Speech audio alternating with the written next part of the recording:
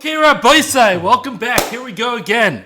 Going through the halachos of living on top of a shul, living on top of a sefer torah, Kedushas, Beis, Haknesses, Kedushas, Beis, Medrash. Here we go. Okay, in Yecheskel there's a pasuk that we're told in Golos, don't worry. I'll give you a mikdash ma'at, that famous term that we know, mikdash ma'at. So what is that referring to? There's a Gemara in Megillah, very famous, that's referring to the Beis Haknesses u Beis HaMedrash. The Beis Haknesses u Beis HaMedrash, your Shul, that is your mikdash ma'at. Now, there's a halacha about your mikdash ma'at, about a Shul, Beis Haknesses, that many people know, but seemingly something weird is going on, because it seems like this halacha isn't kept and it isn't practiced. There's a halacha. It's brought down Shulchan Aruch, Orach Chaim, Kuf Nun Aleph, Sif Katan Yud Beis, which says that one is not allowed to live on top of a shul. Now, if there's a Beis Haknesses, you cannot live on top of it. Now, what's going on? I mean, all over the place, people are living on top of shuls. I mean, I grew up in Flatbush. There was right next door. Even in Flatbush, we had a bunch of these shtibels. In Borough Park, it was filled with these shtibels. How did it work? The shul was downstairs, and the Rebbe lived upstairs. And we're not talking about Amaratzim here. It's not like such a kasha. Sometimes you have a kasha, how do people do that? Isn't that us? Or there's other people that drive on Shabbos. It's not a kasha, because there are people, not everybody does the right thing. But I don't expect that the whole concept of a shtibel Rebbe doesn't make sense. And you go to Yerushalayim, you see tons of these buildings. They put up all these new nice buildings, and on the entrance floor, there's a shul. So there's 8 floors of apartments on top of that shul. What's going on? Another big thing in Eretz Yisrael has been going on for years and years. Where does the shul make their building? Downstairs in the miklat. And then you go to Har Nof, I don't know, different neighborhoods like that. And you'll see every 4th building, there's a minyan in the miklat. So, and where are people living? On top of the miklat. So this halacha seemingly is a mefurish din in the Shulchan Aruch. The Mishnah Berurah says you have to be machmir for it. And what's going on? So we're going to see there are going to be a bunch of heterim. But before I get to the heterim, let's explain what is the reason for this halacha. What's wrong with living on top of a shul? What's the problem? So the Shloah explains, there is a halacha that a shul is meant to be the highest building in the neighborhood. The shul is supposed to be the biggest. Houses are supposed to be smaller than the shul. And there's a kol shekain. If your house isn't meant to be bigger or taller than the shul, kal v'chomer, you can't be living on top of the shul, which is by definition higher than the shul, kol shekain. Now there might be a couple, that isn't a flawless logic, because one could debate that point and claim that, even when I'm living on top of, I'm making the shul building very tall. So maybe there's something to it, but we definitely hear the tzad of the shlah's argument. If you can't live in a building that's taller than the shul, you certainly can't live on top of the shul. Now the Maisa, this halacha doesn't seem to be too well kept. There aren't so many neighborhoods that I know of where the tallest building is the shul. What is going on? So the Tzvas Emes says, I don't know whether it's a limit schus or real tarets or whatever. He wants to say nowadays, I don't know, 200 years ago, 150 years ago, however long ago he lived, beauty, the ikar of beauty isn't in height anymore, it's in fanciness. And therefore, as long as you build your shul fancy, it's good enough. I don't know. I still think when you see like this big, colossal building, it adds something to it, but maybe. There's another answer that I saw, that since the goyim are anyways building bigger than the shul, so you're not going to get it, the biggest building, because the goyim are going to go big. So therefore the din doesn't apply, and therefore you could just, we don't have to worry about building bigger than the shul. Also a little bit funny. So the goyim built bigger than the shul. They did what's wrong, so to speak, and therefore you could. But if it's just a vart of who has the biggest in the biggest in the neighborhood, so you're not going to get the biggest. I don't know. I wasn't sure whether that shot was talking about Goyish houses or churches. I wasn't really sure, but I saw the Goyim build bigger. Another shot that I saw is that, also from the Sfas Emes, that as long as you have one shul in town, which is the biggest, then the other shuls don't need to be so big. Meaning, the idea is you should have that one, old, yucky, big, type of shul, those that have 400 seats with the pews, that's sitting with the women upstairs, one of those big old shuls. So you need one of those in town to be the biggest shul in town. And once you have one of those in town, everything else, you want to have a shtickle small place with the shtibel rabba, that's ganz fine. That's not a problem. You just need one. And once again, I can hear that because that shows this is the biggest. And the truth is, the Chazon Ish used to say that Panovich and Slobodka, I know Panovich is on top of the hill, a big building. I don't know how Slobodka looks, but Panovich and Slobodka saved the whole Bnei Brak. Because since they are these big buildings, the other shuls in Bnei Brak and the other houses in Bnei Brak don't have to be as tall. Well, I got some bad news for the Chazon Ish. We got some 10-story, 12-story apartment buildings in Bnei Brak nowadays, so that's over. But it was good while it lasted.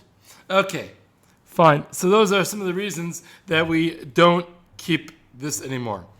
Or one more thing, as the Aruch HaShulchan points out, one more that I just remembered, is that this din is specific to a Beis Knesses, not a Beis Hamedrash.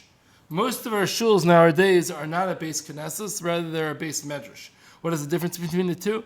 A Beis Knesses is a place that is primarily set up for davening, or almost solely for davening. You might learn a half an hour before davening or after there, but it's a place that's for davening. Most of our shuls are somewhat more multi-purpose, where we, like this shul right now, I'm giving a shiur in the shul. It's not just for davening, the shul.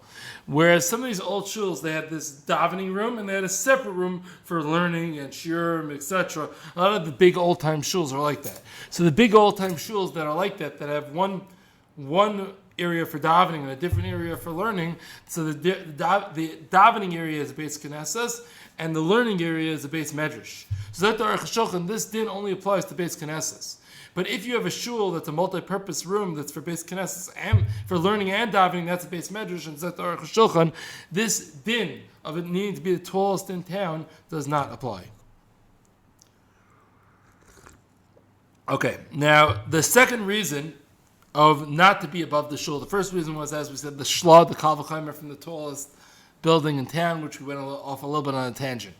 The second reason is that you don't want to be above the shul, is we see many indications, and really it's coming from this pasuk in Daniel, that we could call the shul Mikdash Ma'ad in this Gemara Megillah, that the shul is meant to mimic the Beis HaMikdash in many ways.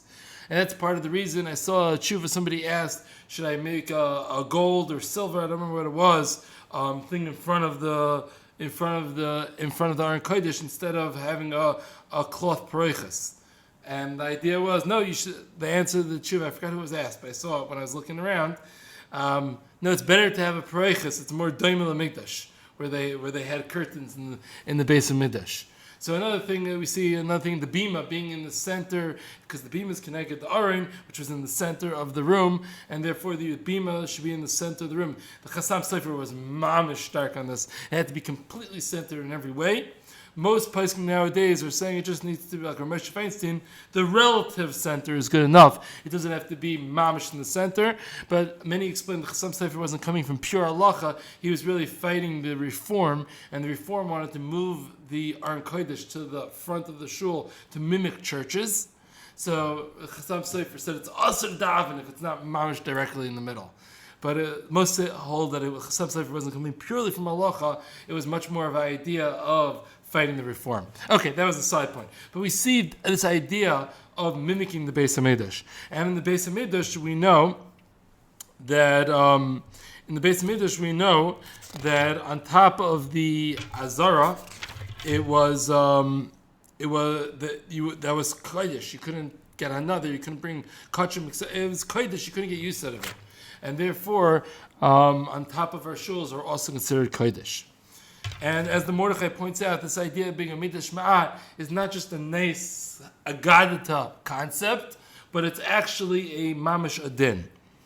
And just like I said the Azara, but I meant to say the Heichel. That's actually some of the people ask questions on that. Put that on the side for now. But just like the roof of the Heichel was Kodesh, so too the roof of a shul is Kodesh. Fine. Some say that it's a bizayin to be living on top of the shul. Now I don't really fully understand why should that be a bizayin. What's a bizayin about it? But then again, maybe, when you see these like big, huge shuls, it's like it's its own matzah. We didn't need to make extra money by having apartments on the top of it. It is a matzah in its own right. But that's true. You have that feeling when you see these big, massive shuls. When you see a shul in a building, obviously there's apartments on top. We just put a shul in here. But I do hear it a little bit when you're in these big shuls. If you strip a couple of apartments on, it takes away some of the chashivas of the shul. So maybe we could hear a little bit of that. The next explanation is the Taz. The Taz says brings down, there's a din that we are mostly familiar with. Now let's say there's a minyan going on in a room or in a shul, and you're outside. Could you be mitzdarf to the minyan? And so as long as you could see what's going on, you could be mitzdarf to the minyan, even if you're outside. Or if they're saying Kaddish or Kedusha, could you answer when you're outside? Yeah, as long as you hear what's going on, you can answer when you're outside. However, Zak the Taz, if there's something metunaf, if there's something dirty, disgusting, in between you, there's some excrement or something, in between the shul and you, now you can no longer be mitzdarf to their minyan. And you can no longer answer Kaddish or Kedusha to their minyan because it's broken up. There's a bit of tziruf between you and the minyan. The Kedusha is broken up by the davar metunaf. Now, the dirty thing. Zak the Taz. So you see that davar metunaf, something dirty, breaks up Kedusha. When we daven, we want our tefillos to go up to HaKadosh Baruch Hu, go up to the Eibishter, and our tefillos to rise and rise. You put a bathroom on top of a shul, what's going to happen to your tefillos?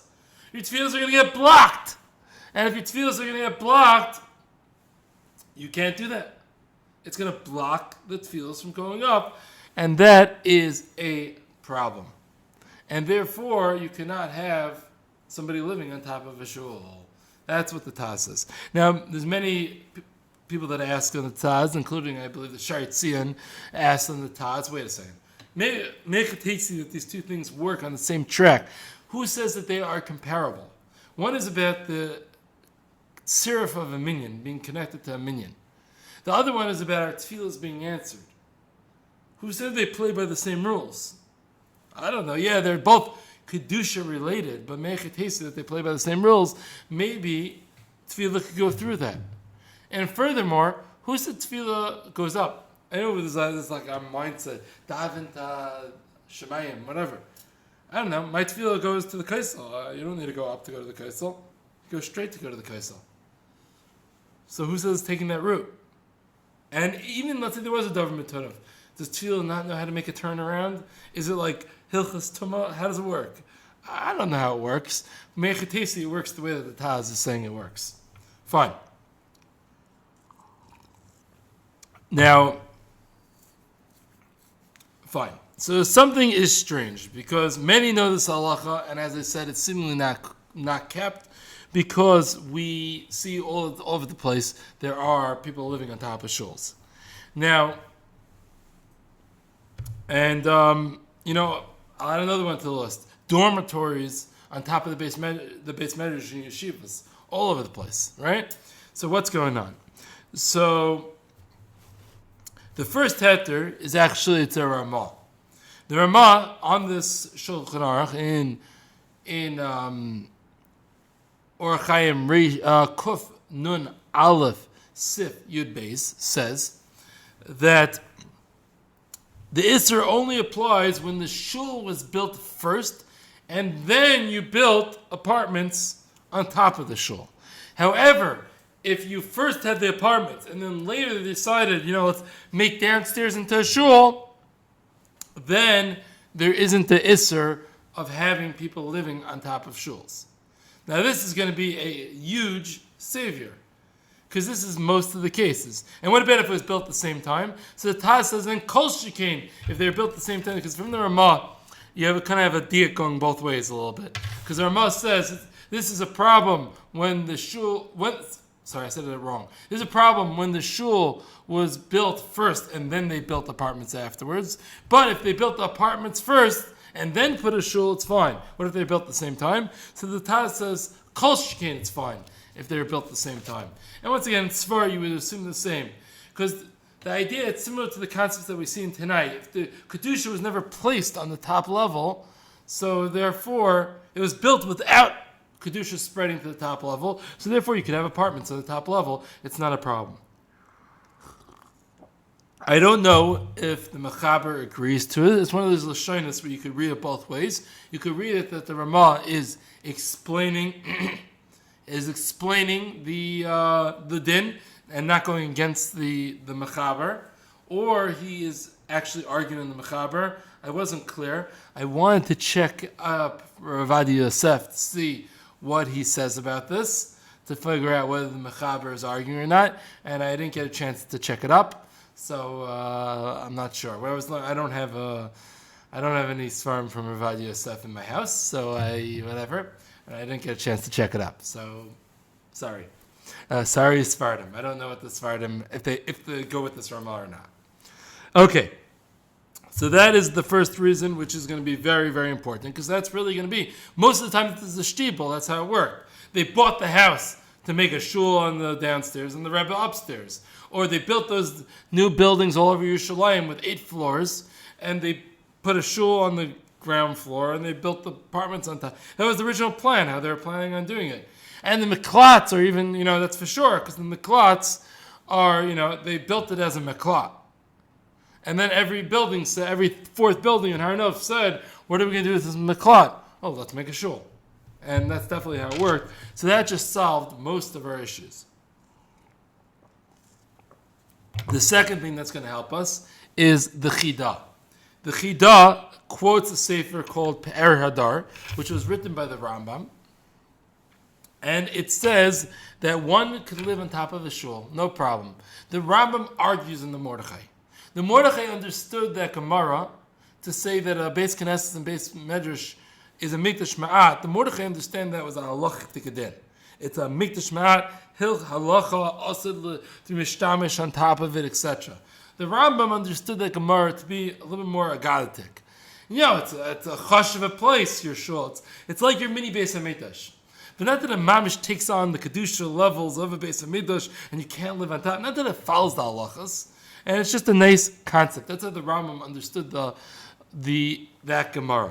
And Zak the Chidah, when you have a psak, shayla, between Rambam and the Mordechai, the Rambam wins the Mordechai, no question about it.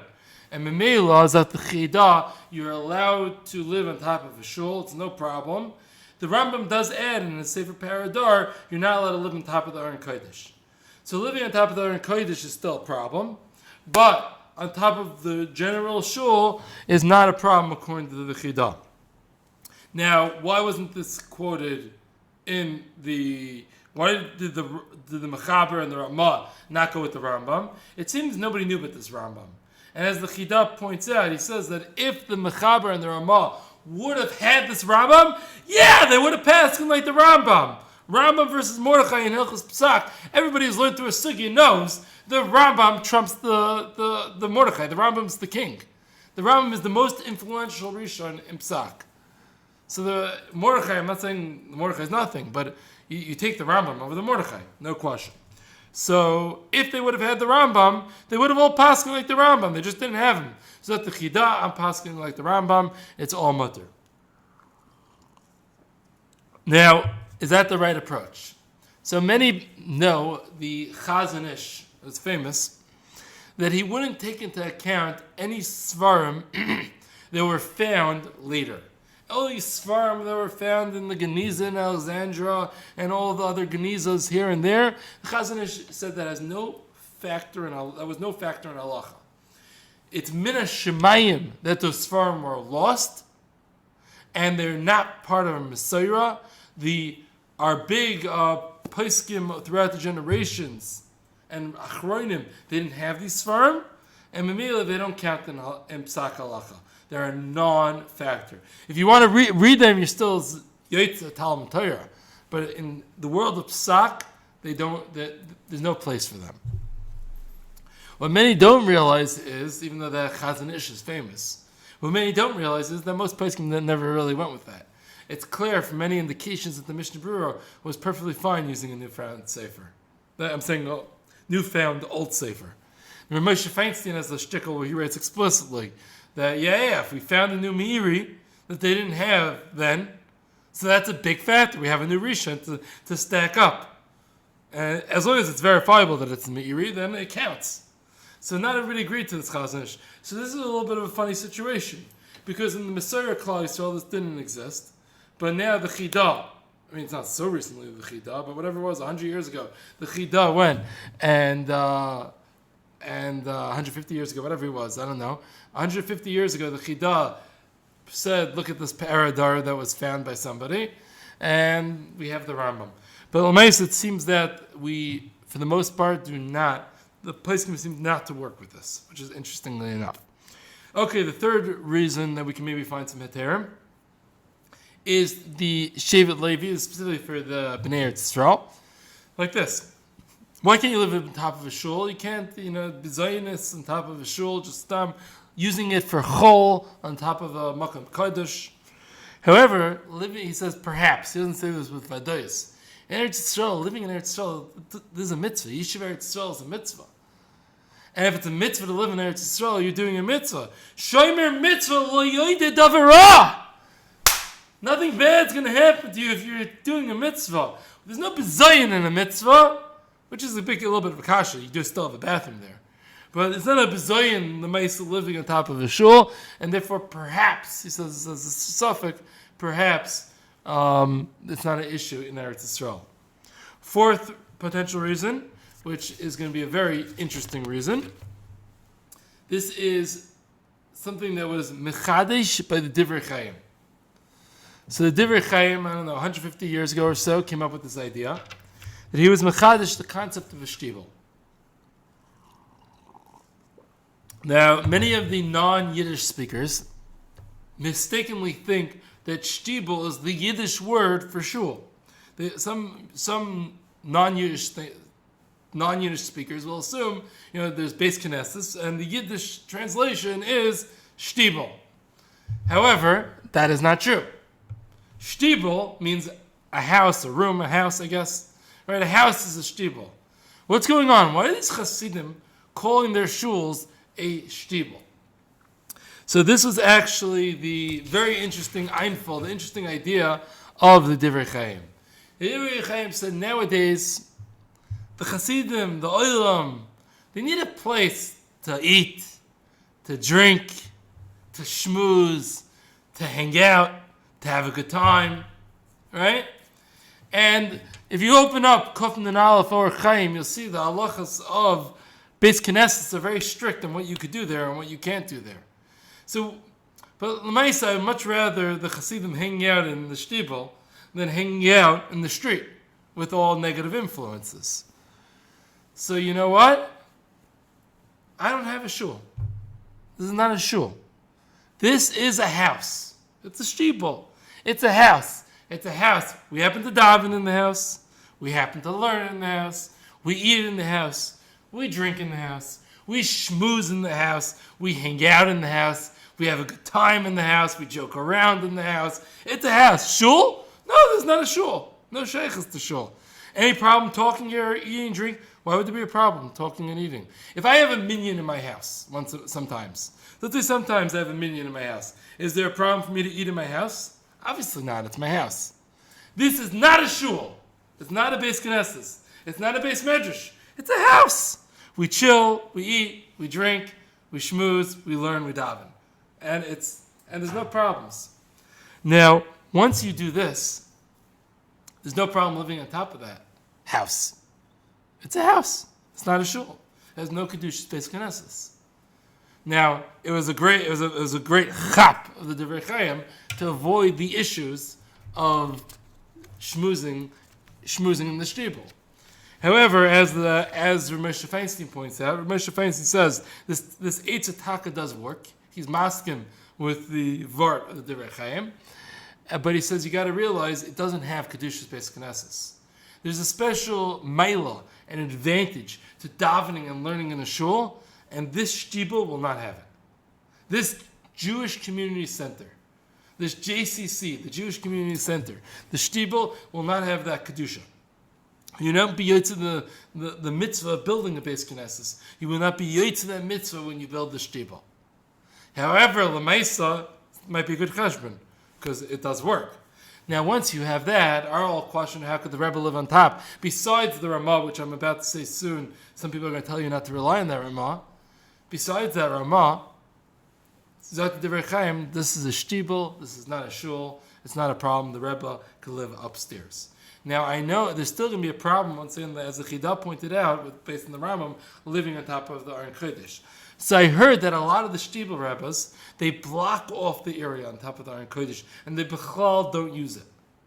Or some other Rebbes, what they do is they put their svarm shrunk, their svarm bookcase, on top of where the Aron Kodesh is, and it's not used for anything mundane. It's used to hold svarm, and if it's used to hold svarm, then it is bis seder. So that would be the way of getting out of this. Now, this shtibel idea was widely implemented amongst the Hasidim. Now, the Knesset Yehuda says that if you worry about your life, don't rely on any of these heterim. Because I saw horrible things happen to people that relied on these heterim. The Taz says a scary thought. He says, when I was in Krakow, when I was young, I lived on top of the shul, and my children died. And Talisi Bizeh, I based the fact that my children died on the fact that I was living on top of the shul. Don't rely on the Ramah, is what the Taz says. So even though the Ramah says that if the shul was built first, you could go, and then, as long as the shul wasn't built first, you could live under, the Taz and the Knesset Yehuda say, do not rely on that Ramah. Does that Taz and Knesset Yehuda saying don't rely on that term, does that apply to the shtibel? So that's a great question. Does it apply to the shtibel? It's hard to know whether it applies to the shtibel because the Divrei Chaim, the Taz and the Knesset Yehuda never saw a shtibel. The Divrei Chaim was born after the Taz and the Knesset Yehuda. So, they didn't know about the shtibel hak. It's unclear to me whether they would say this din by a shtibel. Presumably, they would not say this din by a shtibel, but it's not absolutely clear. Okay. When Kiryat Sefer was built, so there's initially lots of tragedies that happened. And people were running to different gedolim, what should we do? So I heard that one of the people they went to was Reb Chaim Kanievsky and somebody else, I can't remember who the other one was. And they both asked, where are your shuls located? And they answered in the original Kiryat Sefer, they're all in the miklats. And Reb Chaim Kanievsky and whoever else the other one was said, okay, take the shuls out of the miklats to stop the tsaris. They did that, and the tragedy stopped. Okay. The Stapler says, however, the minhag of big cities, Stapler is actually, interestingly enough, Reb Chaim Kanievsky's father, that the minhag of the big cities is to rely on the Ramah. Shomer Pisam Hashem. The Avnei Nezer says in cities, we aren't concerned about the Taz because we need a place to daven, tachas. You can't make it too difficult to build a shul. Here's an interesting idea. Two people that I know rent offices from the shul, and their offices are on top of the shul. Is that a good thing or a bad thing? So, these people were both viewed it as a big mela. What a schos. What a beautiful thing that you get to pay rent for your office to the shul. Your money goes to the shul. Beautiful. Geschmack. Awesome. Amazing. Right? What a schos. Is it so passion? So the Shulchan says you're not allowed to have a tashmish kavua shel ganai on top of a shul. Is an office a tashmish shel ganai? No, it's a mitzvah. Supporting your family. Well, is there a bathroom is there a bathroom in your office? If there's a bathroom in your office above the shul, then that's probably a tashmish shel ganai. What if you have no bathroom, or the bathroom's above the shul bathrooms? So, I don't know. I don't think everybody works 100% of the time that they're in the office. Meaning, I assume they're at least having some sicha b'teila, some random schmoozing, right? And the Shari Tzion says, referring to the halachas inside a shul, that sicha b'teila is included in kalas rosh, which isn't allowed in a shul. However, I don't think that's such a kasha. Just because sicha b'teila is considered kalas rosh in a shul doesn't prove to me that sicha b'teila is considered kalas rosh on top of the shul. And anyways, even if it is kalas rosh, we know that there's probably kalas rosh in a shul, but kalas rosh doesn't mean bezoyin. And just because it's kalas rosh doesn't mean that it's bezoyin on top of the shul. Now, somebody who's in their office, on top of the shul, what if they're watching something that they shouldn't be watching on their computer? Would that be tashmisha shel ganai? So l'chayra, yes. L'chayra, that would be a problem. That would be a tashmisha shel ganai. Obviously, it's a problem for other reasons, but that's not what I'm talking about. L'chayra, it's a problem over here because it would be tashmisha shel ganai. How bad of something does it need to be considered tashmisha shel ganai? I don't know.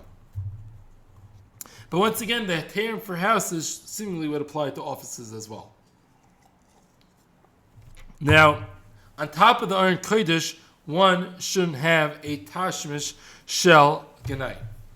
Now, this would include you shouldn't have a couple's bed on top of the Aron Kodesh. You shouldn't have a bathroom on top of the Aron Kodesh. You shouldn't have a mikvah, and a goy. You shouldn't have a goy living there on top of the Aron Kodesh, and you shouldn't have. I guess you shouldn't have a TV there. I guess. What about a sefer torah and a Beis Aval? Do you have to be worried about what's going on top of the sefer torah and a Beis Aval? And the answer is no. The lashon is you shouldn't have a tashmish kavua shel ganai on top of the Aron Kodesh. But if this Aron Kodesh is there temporary, there's nothing kavua about it. It seemingly is not a problem. What about having a sefer torah in the house? If you have a sefer torah in a house, are you allowed to have a tashmish shel ganai on top of the sefer torah? So, something interesting. The poskim keep on discussing the halachas. First of all, it's all brought in the Halchose Beis Haknesses, not Halchose sefer torah. Number two, everyone is discussing about being on top of the Aron Kodesh. They don't all discuss the word sefer torah. They discuss about being on top of the Aron Kodesh. It seems like this Isser is only applying to Aron Kodesh in Shul. It seemingly doesn't apply to just on top of the sefer torah. I would say that if possible, one should try not to have a bathroom on top of the sefer torah, but l'maisa l'chayra, it is okay. Now, we had a shayla actually in this shul. There is a shul on top of the shul. This shul was here first. But there was a shul, it was designed from the beginning that there would be a shul built on top of the shul, but it was only built later on. And on a part of the left side of the shul, on top, they put a bathroom there. And it was brought up with them that maybe you shouldn't be doing this because you can't put a bathroom on top of a shul. And they ended up being maskim that they shouldn't, and they took the bathroom away. And I think that's a beautiful thing. I think they did the right thing. And that's the story. You cannot have the bathroom on top of the shul. Okay. Next point. What does a Tanai work to make a shul into a not shul? What do I mean by that? So there's very strict halachas about in a Beis Haknesses you can't really eat or drink. Maybe only a Talmid Chacham who's kavur there. But it's very strict. The Beis Midrash is a little bit less strict, where you could have a Talmid Chacham and his Talmidim could eat and drink there, but not really everybody. What if you want to use your shul for Kedeshim? normal, right? Not everybody has this massive davening room and a different massive kiddush room. Or you want to use your shul for many of the functions. Could you do that? Does it tonight work? Or listen, if it's a shul, it's a shul. So like this. There is, let's call it 3 categories of usage. One category is things that there is in any kalas reish. Something that there's no kalas reish for. Will it tonight work? Everybody says it does work. Now, on the opposite contrast, something that is kalas reish, that is not allowed, no matter what tonight you make. And the Shiur says sikha potatoes, including kalas reish. So I think there's going to be a big problem because, in a way, it's like somewhat healthy, not during davening. We kind of have this feeling that it's like healthy schmoozing in shul. Like, you want to make your relationships in shul as opposed to other places in life. You're better off having good relationships in shul than having good relationships in your goyish workplace. Don't you think so? So something's a little not comfortable here. But it seems from the Shiur you can't have any shmooze in shul. We'll get back to there in a minute. Then there's something that we call the middle ground, the ktsat kalas reish. So there's something which is not frivolous, but it's not torah, not tefillah, etc. So Tosfos and Rush say that tonight won't help for a shul. There's the shita of the Ramban and the Rashba and the Ran that says it works only b'doichik. You can only rely on this if you're stuck. And then there's the shita of the Rashi and the Zarua that you're lichatchila allowed to rely on it tonight to allow you to do ktsat kalas reish in a shul. So what do we say l'maisa? So l'maisa, the mechaber is machmer like the first shitas that you're not allowed to. Tonight won't work. You can't have even ktsat kalas reish in a shul. And I think you see that the Sfaradim are a little bit more machmer in Kedushas Beis Haknesses. The Mishnah Berurah L'maisa is mekel like the middle shitas, the Ramban, the Rashba, and the Ran. That b'doichik, if you're stuck, you're allowed to have ktsat kalas reish in the shul.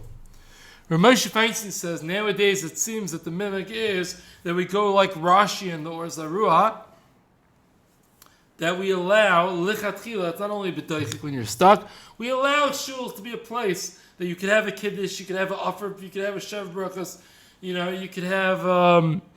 We're more lenient about what a shul could be.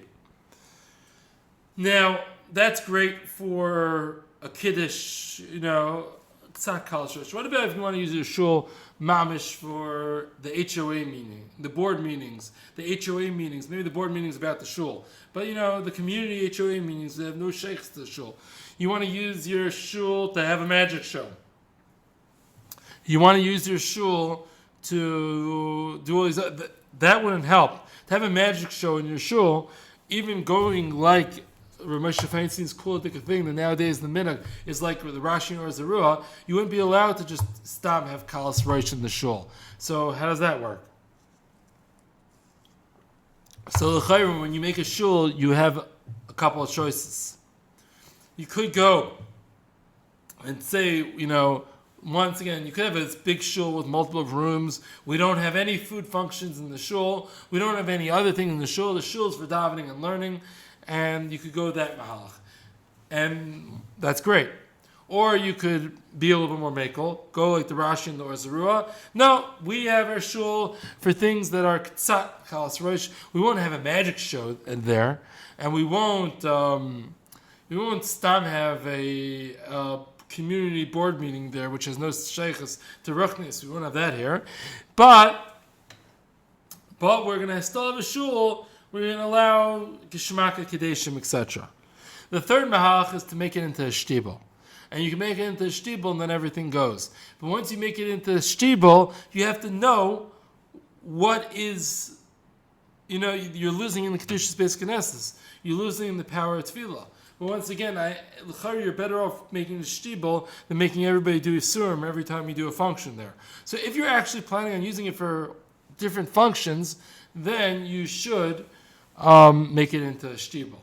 Now, it's something that you really need to think about how you're going to designate a shul and what is the shul going to look like. And that really is very interesting.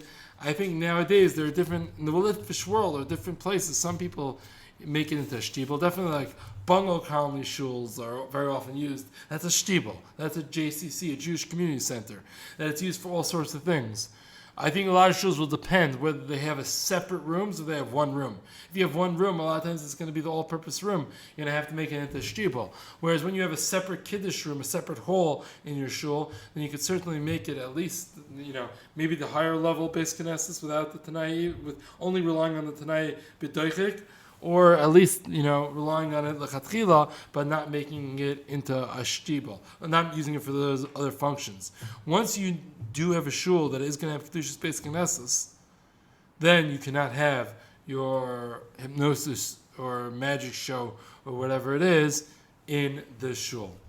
Thank you for listening, and we should all get hana in our shuls, enjoy our shuls, get a geschmack from being in our shuls, be careful where we live. Is there a mila not to live on top of the shul? I would say, to end off, I want to go back here and say there is a mila not to live on top of the shul, but the maisa, if you're in a city and they build on top of the shul, the minhag is to rely on this. The maisa, you have the Ramah, the maisa, you have the chidah, and the maisa, it's not a bizayin. So there's lots of things that are pushing to the direction of it not being a problem. But if somebody wants to be makbid not to do it, there still is some basis to be makbid. And thank you for listening.